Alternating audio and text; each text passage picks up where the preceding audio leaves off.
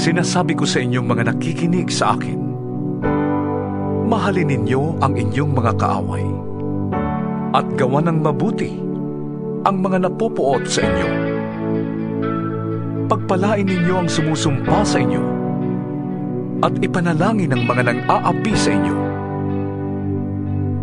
Kapag sinampal ka sa isang pisngi, iharap mo rin ang kabila. Kapag inagaw ang iyong balabal, huwag mong ipagkait ang iyong barong. Bigyan mo ang bawat nanghihingi sa iyo. At kung may kumuha ng iyong ari-arian, huwag mo nang bawiin pa ang mga yon. Gawin ninyo sa iba ang ibig ninyong gawin nila sa inyo. Kung ang nagmamahal lamang sa inyo ang inyong mamahalin, ano pang gantimpala ang inyong hihintayin? Ang mga makasalanan man ay marunong ding magmahal sa mga nagmamahal sa kanila. Kung ang mga mabuti lamang sa inyo ang inyong gagawa ng mabuti, ano pang gantimpala ang inyong hihintayin? Kahit ang masasamang tao ay gumagawa rin yan.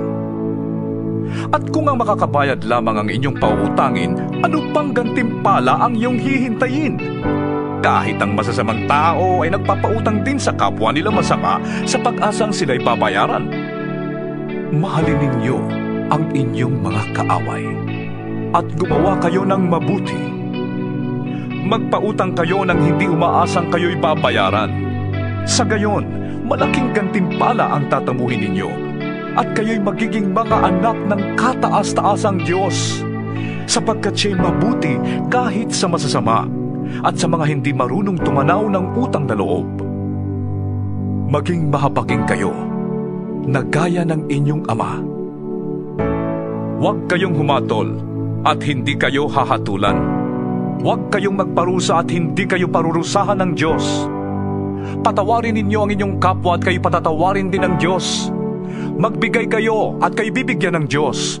Hustong takal, siksik, liglig at umaapaw pa ang ibibigay sa inyo. Sapagkat ang panukat na ginagamit ninyo sa iba ay siya ring gagamitin ng Diyos sa inyo. Maaari kayang mag-akay ang bulag ng kapwa bulag. Pareho silang mahuhulog sa hukay kapag ginawa nila ang ganon. Walang alagad na nakakahigit sa kanyang guro. Ngunit kapag lubusang naturuan, ang alagad ay makakatulad ng kanyang guro. Bakit mo napapansin ang puwing ng iyong kapatid? Ngunit hindi mo nakikita ang troso sa iyong mata. Paano mong masasabi sa iyong kapatid, "Kapatid, hayaan mong alisin ko ang iyong puwing," gayong hindi mo nakikita ang trosong nasa iyong mata? Mapagkunwari. Alisin mo muna ang troso sa iyong mata nang makakita kang mabuti. Sa gayon, maalis mo na ang puwing ng iyong kapatid. Walang mabuting punong kahoy ang namumunga ng masama, at wala ring masamang puno ang namumunga ng mabuti.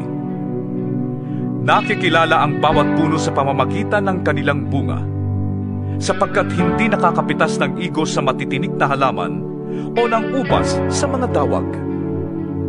Ang mabuting tao ay naglalabas ng mabuti mula sa kanyang pusong sagana sa kabutihan, samantalang ang masamang tao naman ay naglalabas ng masama mula sa kanyang pusong tigib ng kasamaan.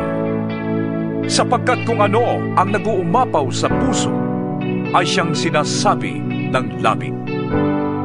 Bakit ninyo ko tinatawag ng Panginoon, Panginoon?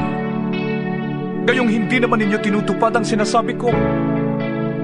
Sasabihin ko sa inyo kung ano ang katulad ng taong lumalapit sa akin, nakikinig ng aking mga salita, at nagsasagawa ng mga ito.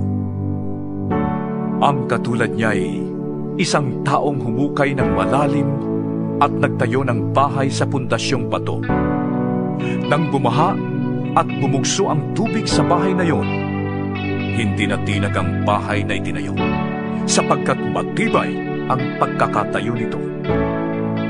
Ngunit ang nakikinig naman ng aking mga salita at hindi tumutupad nito ay katulad ng isang taong nagtayo ng bahay ng walang pundasyon. Nang bumaha at bumugso ang tubig sa bahay na yon, ito ay kaagad bumagsak at lubusang nawasak.